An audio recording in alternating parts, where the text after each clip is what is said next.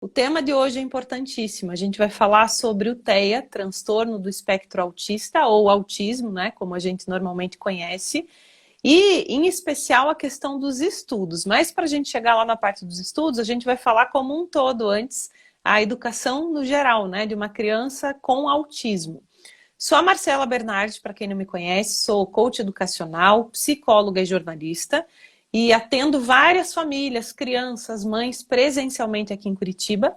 E nos últimos tempos tenho conseguido estender aí essa minha ajuda através da internet, né, que a gente alcança muito mais pessoas. E a minha convidada de hoje, que já está aqui junto com a gente, é a Elaine Cabral. Elaine Cabral tem um perfil super legal profissional dela a respeito do autismo e é pós-graduanda em autismo, né? E mamãe do Miguel também. Então, muito do que a Elaine vai compartilhar com a gente hoje tem a ver com as próprias vivências, experiências do dia a dia. Seja muitíssimo bem-vinda, viu, Elaine? Obrigada por ter aceitado o convite.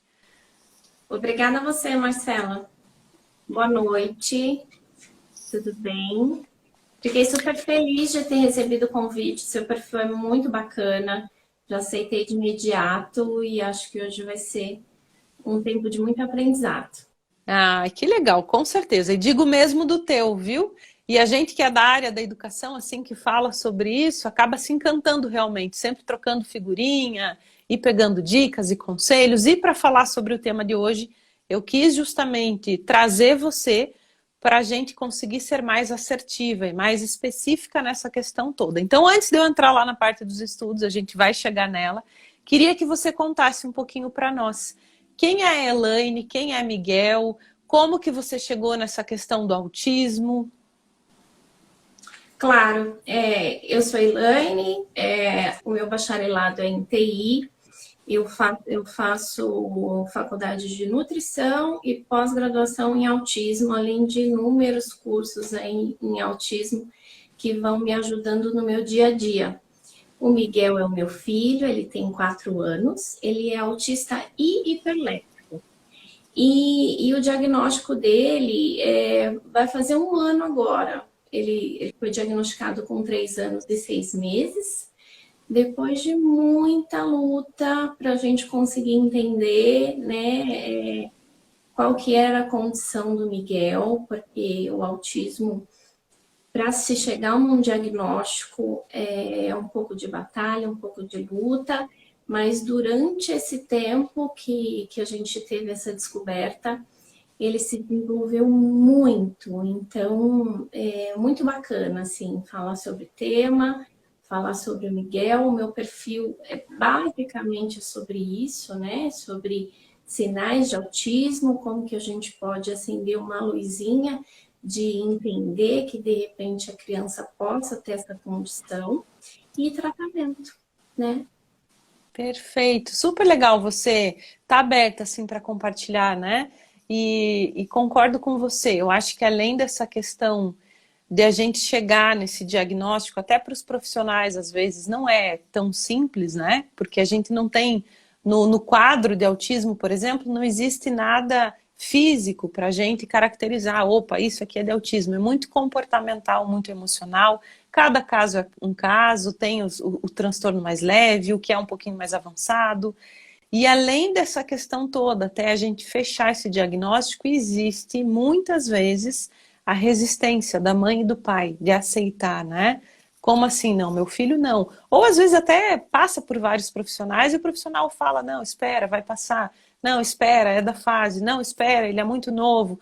Que legal que vocês conseguiram ver isso já desde cedo. Miguel ainda é bem novo também, né? E normalmente o autismo a gente realmente consegue fazer um diagnóstico mais precoce, porque já desde pequenininho, até desde bebê, é possível a gente começar a elencar algumas características que são sim do TEA, né? Do autismo. Me fala sobre hoje, Miguel hoje. Pela idade que ele tem, ele já frequenta a escolinha? Hoje o Miguel está com 4 anos e 4 meses. Ele está frequentando uma escolinha que é como se fosse uma recreação, na verdade. Você acha interessante eu falar da trajetória dele na escola até aqui? Porque ele já passou por uma outra escola também. E hoje ele faz recreação, e na semana passada eu matriculei ele na escola pública Tá. também. Eu acho que é Queria dividir legal, um Elaine, pouquinho pelo mais essa seguinte, trajetória. com certeza, até para a gente entender, porque eu sei que tem outras mães, outros pais, outras famílias, às vezes, sofrendo, sem saber, tem a questão da adaptação, nem sempre a escola consegue acolher, também trabalhar individualmente o que essa criança precisa. Então, se não for ruim para você, pode compartilhar com a gente, sim. Tá, então, assim, a gente, dos 5 meses do Miguel até os 2 anos e 6 meses, a gente morou na Austrália. E lá na Austrália, eles prezam muito o brincar livre, né? Então tem muito parque, muita coisa. E eu sempre gostei muito dessa visão. Eu levava muito o Miguel aos parques, sempre acreditei muito que a criança se desenvolve realmente brincando mesmo, na brincadeira. E durante esse período, eu nunca pensei em colocá-lo em nenhuma creche, nem nada do tipo. Eu fiquei com ele em tempo integral. E, em certo momento, a gente resolveu voltar para o Brasil. Ele tinha 2 anos e 6 meses. E por conta dessa questão de comunicação, que ele não falava, a gente já tinha percebido que ele não tentava brincar com outras crianças, né?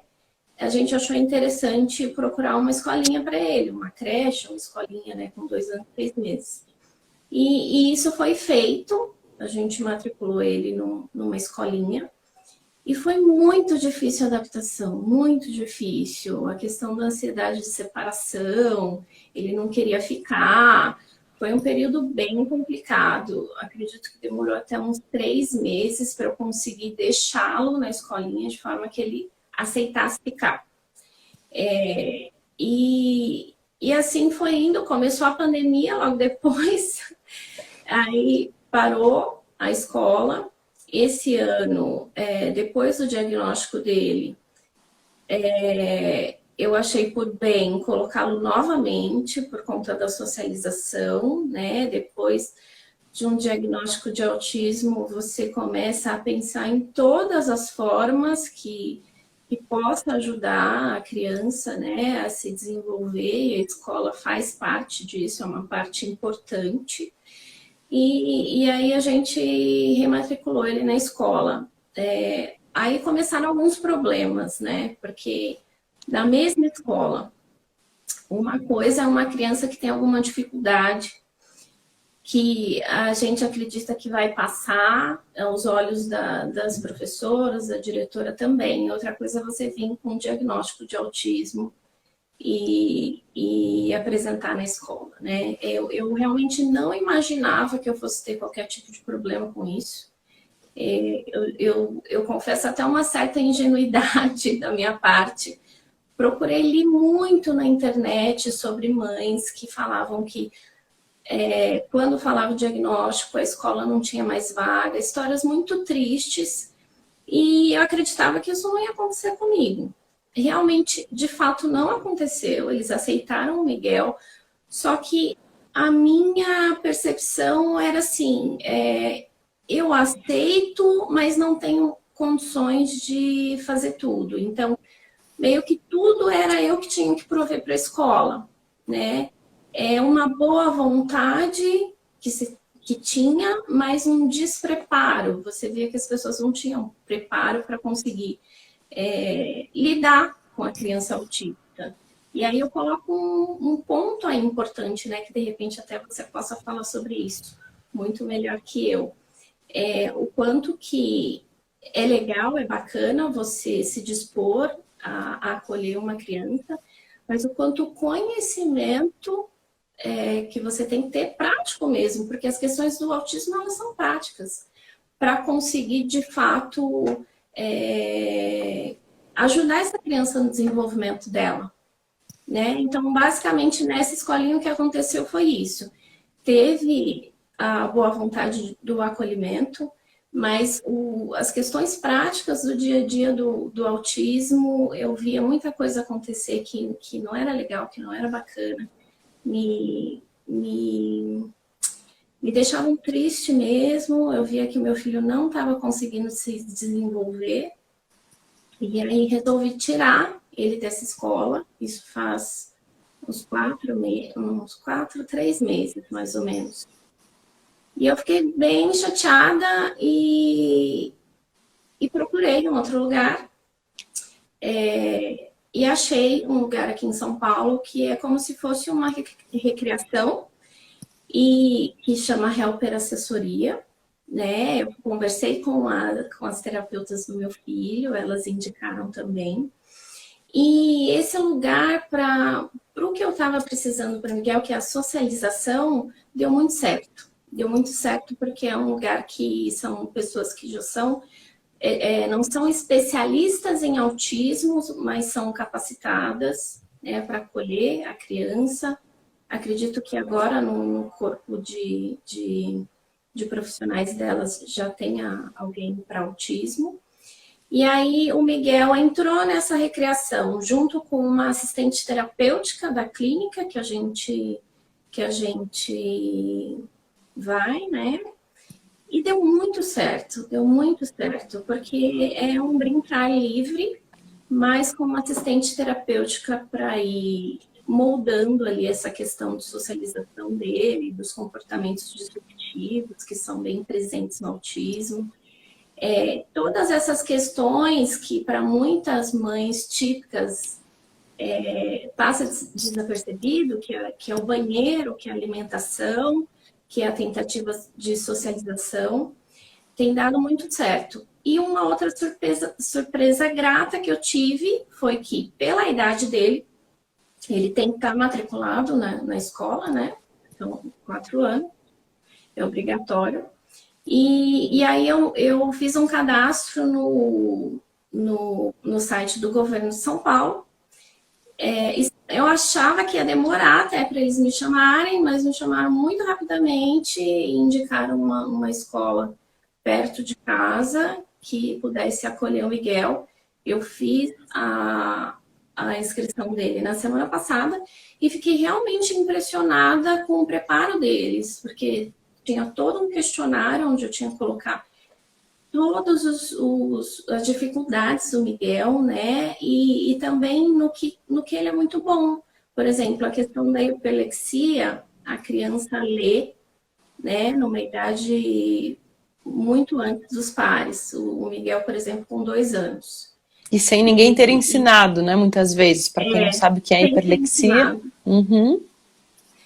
Sem ser ensinado, é meio que autodidata, né? E aí isso pode ser usado também no aprendizado dele. E também de que forma que pode ser criado um plano para ele de ensino que ele não vai ficar desinteressado nas atividades, né? Eu fiz a inscrição, uma diretora pedagógica me ligou na mesma semana para me perguntar inúmeras coisas sobre a condição do Miguel, para me explicar como que entra no aplicativo, porque agora com a pandemia aqui em São Paulo ainda as aulas não são presenciais, né? Uhum. E aí, basicamente, a trajetória de escola do Miguel até agora tem sido essa. Então, a gente vê aí, tem problemas, mas também tem lugares que acolhem, né? Eu acho que é importante colocar essas visões, porque o que a gente vê por aí são muitos problemas. Essa questão de escola, para uma mãe típica já é difícil, né? Para você colocar uma criança pequena numa escola, tem a preocupação com tudo. E para uma criança autista que não se comunica, as preocupações aumentam, né? Nossa, Elaine, super legal você dividir isso com a gente, porque esse final aí da tua fala diz tudo, infelizmente. Até para crianças e famílias típicas, nem sempre é fácil. Então, para quem conta com essa questão, fica ainda mais difícil. Que bom que hoje vocês se encontraram, conseguiram achar um espaço. E aí eu vejo 2 pontos muito interessantes no estudo que você falou. O primeiro é, infelizmente, essa falta realmente de profissionais capacitados, preparados, por mais que a escola queira, né? Ah, eu quero, não tem problema, pode vir, a gente é inclusivo, a gente consegue, mas na prática não é o que acontece.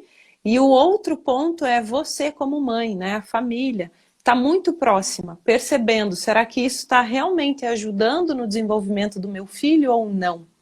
Esse envolvimento família-escola já deveria ser, tradicionalmente, independente de ser uma criança atípica, independente da gente estar na pandemia ou não, ser muito mais forte esse vínculo, essa parceria família e escola.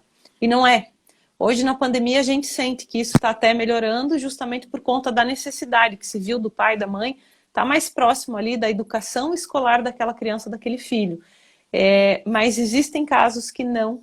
E que aí, infelizmente, tem uma criança que precisa de um atendimento diferenciado. Na verdade, toda criança precisa. Cada ser humano é individual, é único, tem as suas potencialidades, os seus desafios, as suas dádivas, enfim, como qualquer outro, né? Mas nem sempre existem profissionais realmente capacitados para isso dentro de uma escola, que é o primeiro maior lugar de socialização de uma criança. Depois da família é a escola. E no autismo a gente sabe o quanto isso às vezes fica prejudicado e realmente é necessário se trabalhar nesse ponto, né? Aí a gente tem aqui 2 comentários, ó. Importante falar que juridicamente a escola precisa se atualizar para atender a criança, o que é muito legal da gente saber, mas infelizmente não é o que acontece na prática, e aí eu não falo nem só de escola pública, eu falo de particular também. Por mais que exista esse respaldo da lei, a gente sabe que não acontece, e aí não falo só de autismo também. Já puxo outro comentário aqui da Luciana. Infelizmente hoje as escolas não estão preparadas para crianças com TEA, com Down e com tantas outras questões aí atípicas, né? A gente sabe que não. E não é nem falta só de motivação de um profissional. Eu acho que passa por toda uma questão do sistema, que é muito difícil, muitas vezes, você romper com aquela questão do currículo. A escola acaba só seguindo o padrão, seguindo o que ela precisa fazer, mas é necessário, sim, um plano de ensino individualizado. Como que você tem uma criança atípica que, de repente, não vai conseguir acompanhar o que os outros colegas ali da turma vão receber de conhecimento e você simplesmente segue com o currículo normalmente? Isso não existe, não tem como. E aí, em vez da gente ajudar, a gente está prejudicando, está atrapalhando o desenvolvimento dessa criança, né? Helper assessoria que você mencionou, legal tá aqui com a gente também. Vi que alguém tinha mencionado. E aí eles colocaram que o espaço deve se moldar à criança e não o contrário. E perfeito isso. E eu falo não só para crianças atípicas, para todas as crianças. Eu bato muito nessa tecla aqui no meu Instagram, sabe? No meu canal do YouTube, enfim. Eu falo que isso não se entenda mal. Eu falo que a gente, como adulto, precisa muito respeitar a criança como outro ser humano que ela é. E às vezes essa minha fala pode soar estranha, pode ter gente que interprete isso como então eu vou deixar meu filho fazer tudo o que ele quiser, então não vai ter regra, não vai ter limite, e não é isso. Não é pra gente ser permissivo, não é pra gente ser negligente, é justamente o contrário disso. São 2 extremos, nem tanto pra gente soltar, e aí seria essa permissividade, essa negligência, e nem tanto pra gente se sentir dono do filho, da criança, que seria o autoritarismo. O caminho do meio é o equilíbrio. E cabe falar isso justamente para essa situação toda que você está colocando aqui também, né? Então, esse espaço, sim, se moldar a criança para a gente atender às necessidades dela, as potencialidades que ela tem, e se ajustar a tudo isso para que essa criança tenha o desenvolvimento mais coerente possível, em questão de comportamento, de socialização. Você comentou que o Miguel está lá há quanto tempo, Elaine? Na Helper Assessoria, ele vai fazer 1 mês e meio agora. E aí eu queria até fazer um adendo aí da sua fala, né? A importância de respeitar a criança, não só autista, mas todas as crianças, né? Os interesses dela. E aí a gente vê quando a criança é respeitada e quando a criança é de fato incluída, como ela se desenvolve. O Miguel, ele está na Helper há 1 mês e meio, como assistente terapêutica de uma clínica, né, da NeuroRehab Kids, que quem faz todo o trabalho lá é a Thalita Giraldini. E aí, todo mundo engajado nessa questão, né? Cada um fazendo a sua parte. O Miguel, em 1 mês e meio, começou a falar. Olha Meu filho isso. falava. Ele começou, de fato, a socializar. São poucas crianças, não são só crianças especiais. No horário do Miguel, é só ele e mais um autista. As outras 6 crianças são crianças típicas. Então, o quanto esse espaço, esse respeito, essa socialização, essa diversidade de pessoas, vamos chamar assim, é importante para o desenvolvimento da criança, né? É muito, muito bacana. Sem dúvida. E muito legal de você pontuar, porque a gente está acostumado só a colocar o que é negativo, o que é difícil, o que não dá certo. Muito bom que Helper está aqui participando com a gente, você também falou deles, a gente precisa de fato valorizar, né, o que funciona, o que dá certo. E é isso. Então, se alguém precisar, tá aqui também o arroba deles, o Insta deles. Tô lendo alguns comentários, a Kellen dizendo que o filho tem um atraso neuropsicomotor e a escola envia atividades de acordo com o que ele consegue aprender. Ótimo, e é isso. Para a gente não frustrar. O estudo passa muito por isso, né? Se for fácil demais, desmotiva. Se for difícil demais, também desmotiva. Então, precisa também ser coerente, adequado ao que a criança consegue acompanhar. E isso é ser uma escola realmente inclusiva. Luciana colocou, tem pais que acham que crianças com TEA ou com Down não podem ser contrariados. É questão da gente entender como funciona, né, para aquela criança, qual é o entendimento dela. Então, no autismo, não sei se é o caso do Miguel, você até me corrige se eu estiver errado, tem muito essa parte visual, muitas crianças autistas precisam, né? Então, a questão do banheiro, da comida, tem os PECs ali, e eu acho que é só questão da gente ajustar, falar a linguagem da criança, não que ela não possa ser contrariada, né? Se quiser falar um pouquinho sobre isso até, Elaine. Eu até peguei aqui os packs do Miguel para mostrar para você, porque eu Legal. acho isso de extrema importância, né? A criança, a gente precisa entender de que forma ela se comunica, de que forma é mais fácil essa comunicação, mas a gente não pode deixar de ser pai, de ser mãe, né? A gente não pode deixar de pontuar, de colocar regras bem claras do que pode e o que não pode. A criança autista, eu vou dizer pela minha experiência aqui com meu filho em casa, é bem resistente para muita coisa e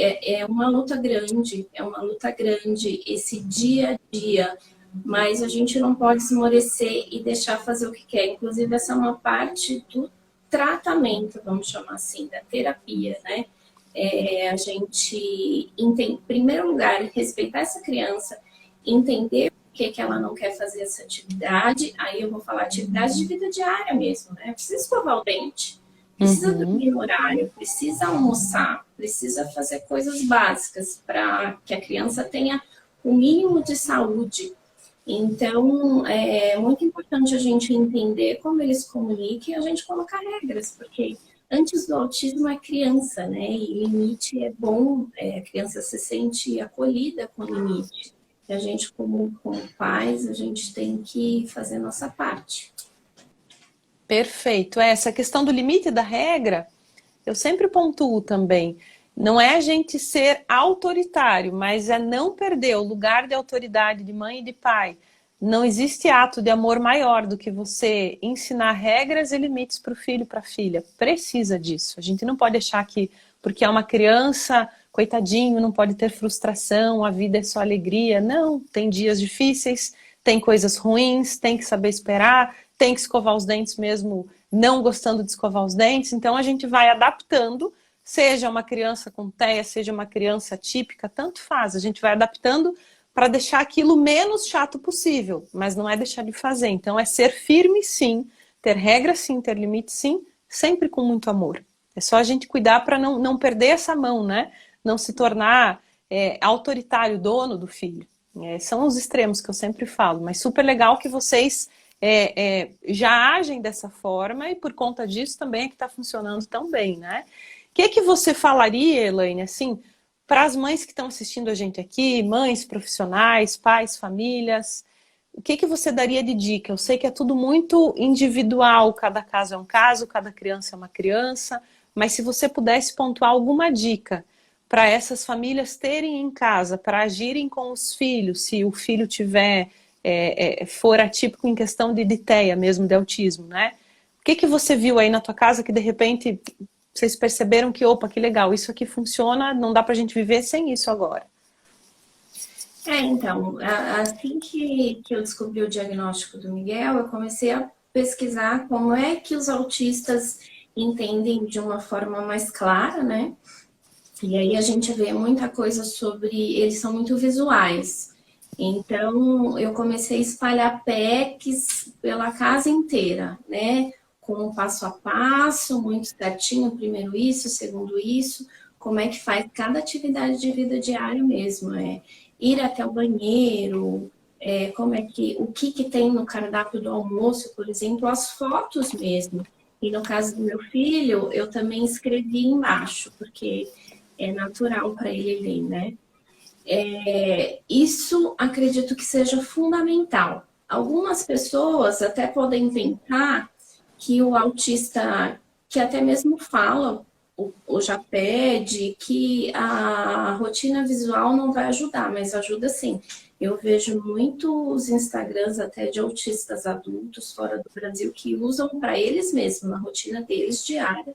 Eles escolhem por usar aplicativos com rotinas visuais, porque é mais fácil o entendimento. Então, basicamente, organizar a casa, tirar tudo que pode atrapalhar a criança, né? Muito brinquedo espalhado não é legal, então recolher sempre os brinquedos, deixar no máximo 5 brinquedos para a criança brincar, colocar tudo mais para cima, para que a criança precise se comunicar com você, né? Colocar em prateleiras altas, tentando a comunicação com a criança para que ela precise se comunicar, porque o autista ele te puxa pela mão, ele faz de tudo para não necessitar dessa comunicação verbal, né?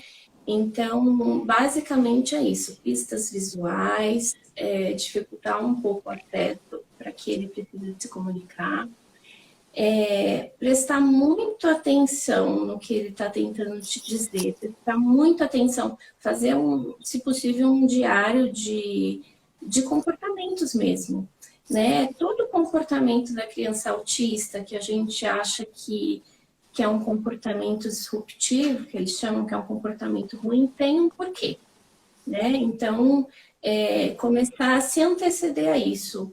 Toda vez que acontece isso, a criança fica desregulada. Por quê? Né? Vamos acompanhar o que está acontecendo e tentar resolver essas questões. Basicamente, o que funciona muito na minha casa é isso. E, principalmente, conversar muito com as terapeutas, né?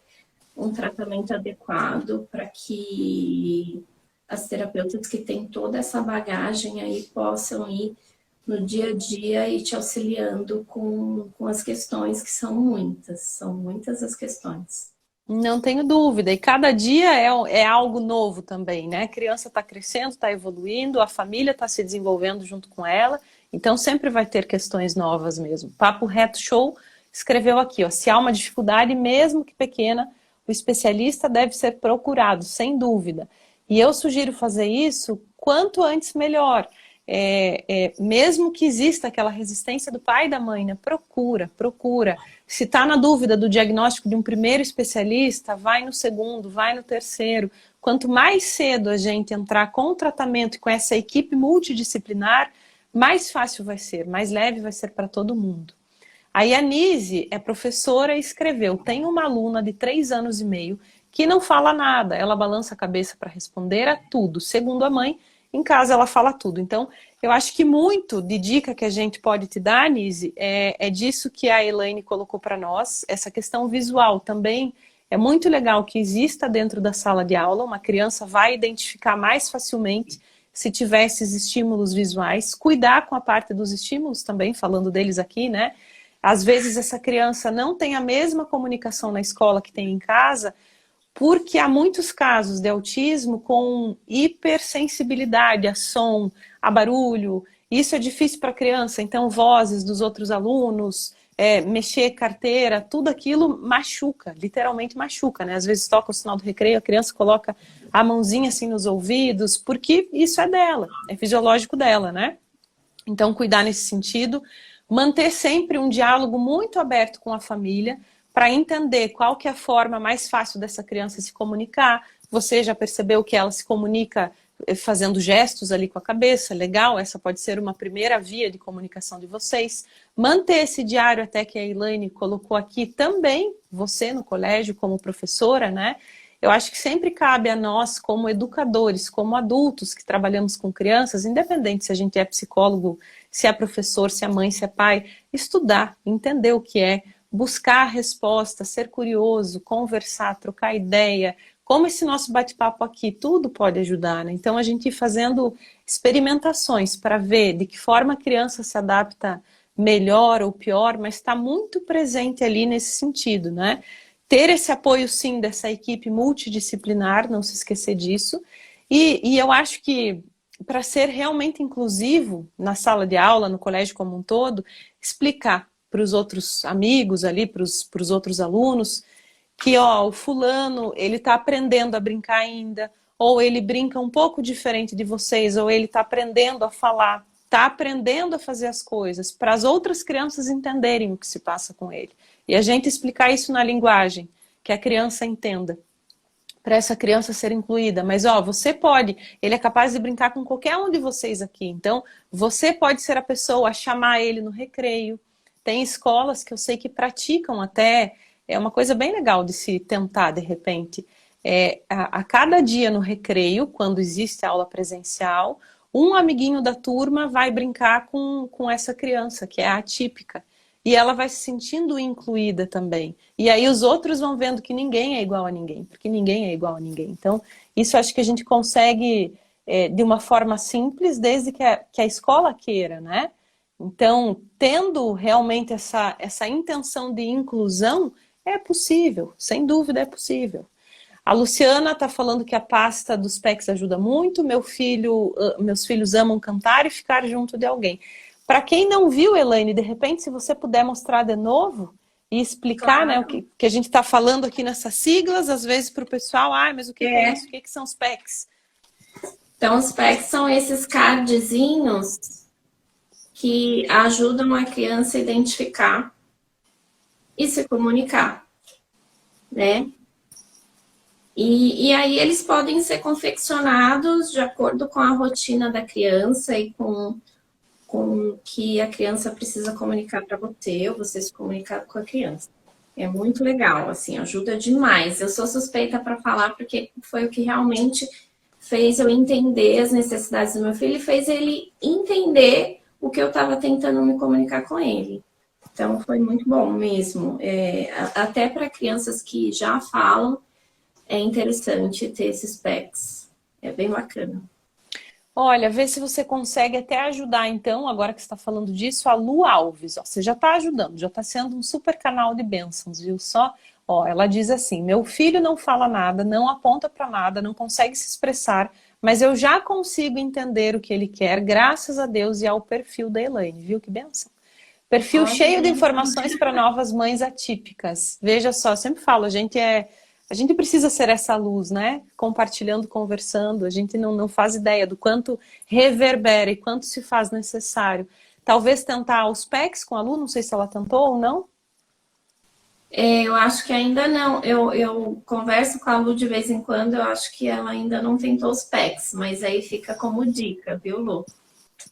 Perfeito. Eu acho que não dá para a gente generalizar, mas se eu fosse falar de uma característica muito comum da maior parte das pessoas com autismo, seria justamente essa questão visual, né? E eu também tentaria. Eu começaria por esse caminho aí mesmo.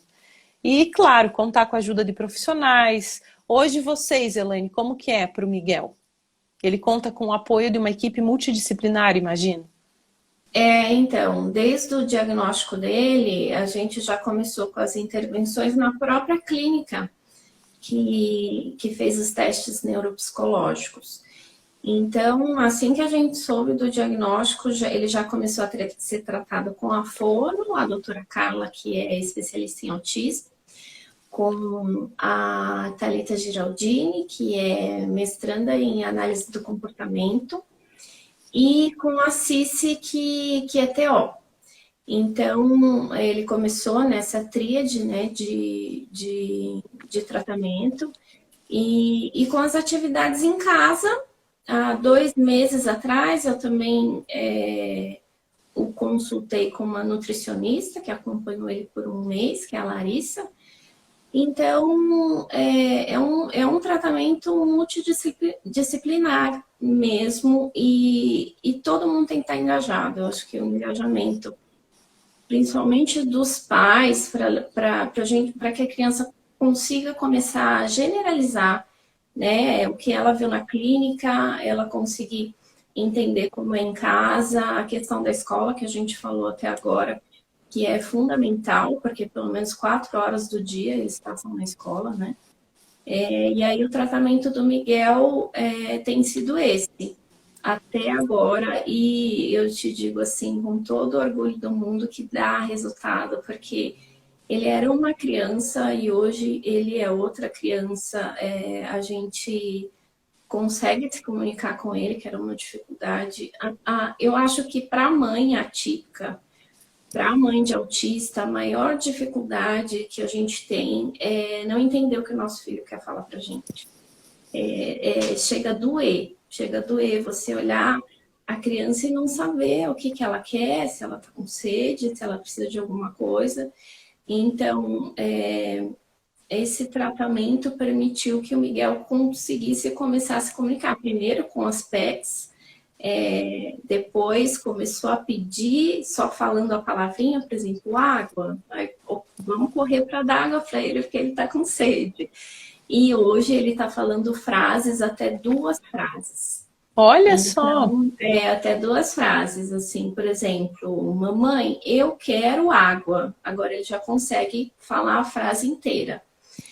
E aí a gente vê, né, como o diagnóstico de autismo ele vem para a gente de uma forma muito, vou usar até uma palavra pesada, até muito cruel. Você fica meio perdido e passa por um período que você não quer nem acreditar mesmo que aquilo é uma realidade, e fica numa situação de angústia, porque você não sabe como que vai ser o futuro, mas o tratamento ele vem como um acalento mesmo, né? Para mostrar para a gente que com as ferramentas certas, ainda que a criança não fale, você usando o PECS, você conseguindo se comunicar com a criança, sabendo o que ela quer, né? Todo esse ambiente que a gente conversou, que é o ambiente de casa, o ambiente da escola, na clínica, todo mundo engajado, a gente vê o amor das pessoas, né?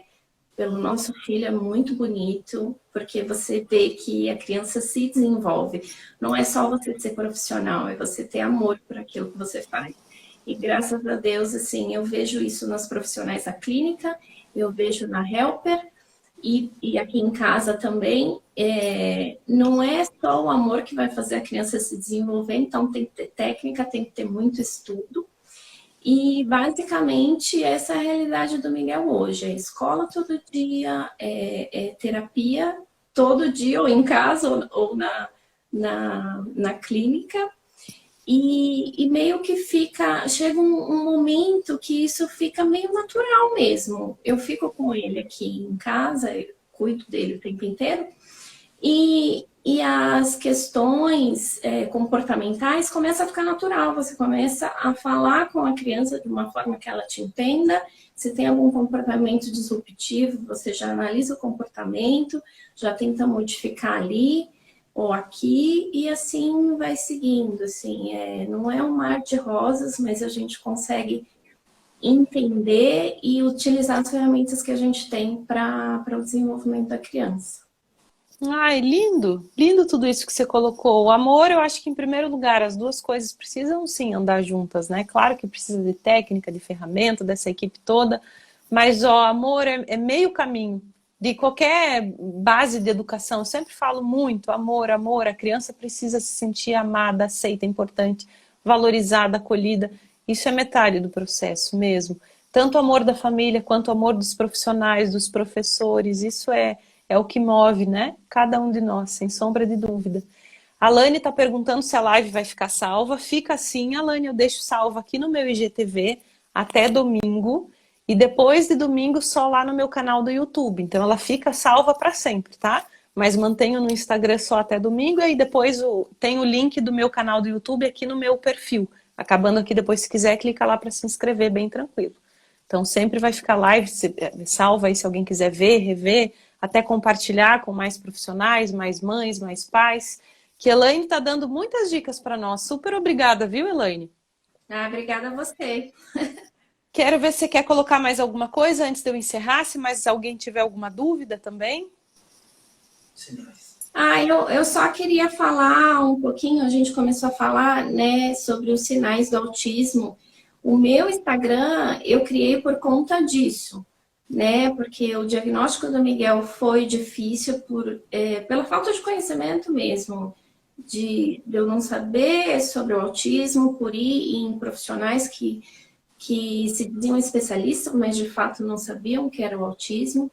Então, no meu perfil, eu coloco muito sobre os sinais de autismo, que eu acho muito, muito, muito importante falar sobre isso, falar sobre coisas do cotidiano, sobre que o autismo não é legal ser diferente, né? A criança, a partir do momento que você sabe que a criança é autista, que a gente tem ferramentas para conseguir melhorar a qualidade de vida da criança e da família inteira, porque a família inteira é impactada com esse diagnóstico, né? Então, deixa claro isso, quanto é importante a gente espalhar informações sobre esses sinais para que os pais, os tios, até mesmo os professores consigam olhar para uma criança e identificar esses sinais e encaminhar para um especialista, porque a intervenção precoce, ela é fantástica. Eu falei aqui praticamente o tempo inteiro sobre intervenção precoce, o quanto isso ajudou o meu filho e a minha família. Perfeito. Para eu não falar errado o teu perfil, ó, eu até posso escrever aqui, brilhante.tea, certo? Isso, exatamente. Tá, então se vocês não seguem ainda, aqui no final, clica lá para seguir também. Ah, obrigada, Papo Reto Show colocou para nós. Ó. @brilhante.tea. Realmente é um Instagram maravilhoso, cheio de dicas. E você pontuou bem, boa lembrança, né? Quais são os sinais? Quando que eu devo procurar um profissional? Será que meu filho tem, não tem? No menor sinal de dúvida, a minha dica é procura, não hesita em procurar, né? A gente tem algumas perguntinhas aqui, ó. O William tá falando, tenho gêmeos com autismo e um deles se bate muito. Ainda não temos uma direção do que fazer. Há algo que se possa fazer de imediato? Não sei se você passou por isso aí, Elaine. O meu filho tinha também a questão da autolesão. É imprescindível falar com um neuropediatra, né?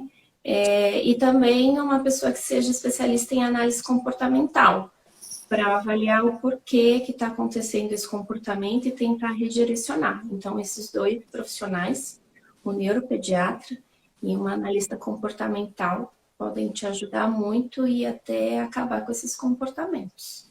Perfeito. Eu ia indicar justamente, né, o psicólogo que tem esse direcionamento aí da terapia cognitivo-comportamental, justamente para a gente entender o que está por trás e aí sim redirecionar. Alane, na opinião de vocês, uma criança pode ter síndrome de Down e autismo? Sim.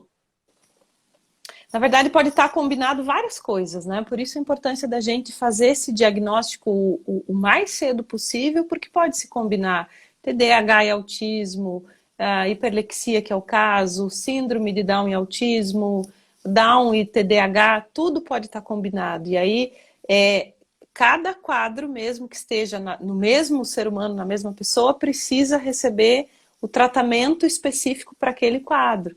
A medicação, a equipe multidisciplinar, cada caso vai trabalhar no direcionamento necessário. Então, sim, é possível, não sei se é o teu caso, mas se você tiver dúvida, a dica é para buscar justamente um profissional, se sair de lá na dúvida, procura uma segunda opinião, uma terceira opinião, até fechar esse diagnóstico e aí sim começar a trabalhar de acordo com o que se precisa. Como foi o caso de vocês aí com o Miguel também, né? Até vocês conseguirem acertar e entender como é a comunicação dele e chegar no espaço adequado para a socialização dele, para o comportamento dele começar a melhorar. A fala dele, linguagem, coisa mais linda, ouvir você falando isso assim. Eu acho que cada pequeno passo que a gente dá é uma super vitória, né? Não tenho dúvida. Super obrigada a todos vocês aqui, pessoal. Ó, não sei se está conseguindo ler, Elaine. Pessoal agradecendo, elogiando, excelente, parabéns. A Lu Alves, ó, repetiu que o teu Insta é rico, eu salvo Obrigada, todos os Lu. posts. Somos duas, eu também. Te achei justamente procurando aqui em hashtag para a gente falar sobre o TEA e aí encontrei você e também me encantei, tá de parabéns. Super obrigada, viu, Elaine? Fiquei muito feliz por ter dado certo, por esse bate-papo tão rico e tão especial, cheio de dicas. Vou deixar salvo aqui a live, deixar você falar aí umas palavrinhas finais para daí eu encerrar a live também. Eu só quero, na verdade, te agradecer pelo convite, agradecer a todo mundo aqui que falou com a gente, que parou um tempinho para ouvir, né, sobre esse assunto. Eu fico assim encantada, enquanto um assunto tão complexo pode gerar curiosidade nas pessoas e de repente a gente ajudar, né, com esse bate-papo aqui. É muito bom, muito legal. Obrigada a todo mundo que participou e muito obrigada a você. Adorei a nossa conversa. Ai, que bom. Eu também fiquei super feliz que a gente possa continuar sendo canal de bênçãos aí, todos nós, né? Não só eu e você, mas todo mundo que está aqui junto com a gente na live. Super obrigada mais uma vez, Elaine. Obrigada a cada um de vocês por ter participado, ter ficado com a gente até o final. Vou manter a live salva, então, no meu IGTV até domingo. Depois lá no meu canal do YouTube. Agradeço de coração cada um de vocês. Boa noite de terça e que seja uma quarta-feira muitíssimo abençoada para todos nós. Beijo, beijo. Fiquem com Deus. Tchau, tchau. Tchau.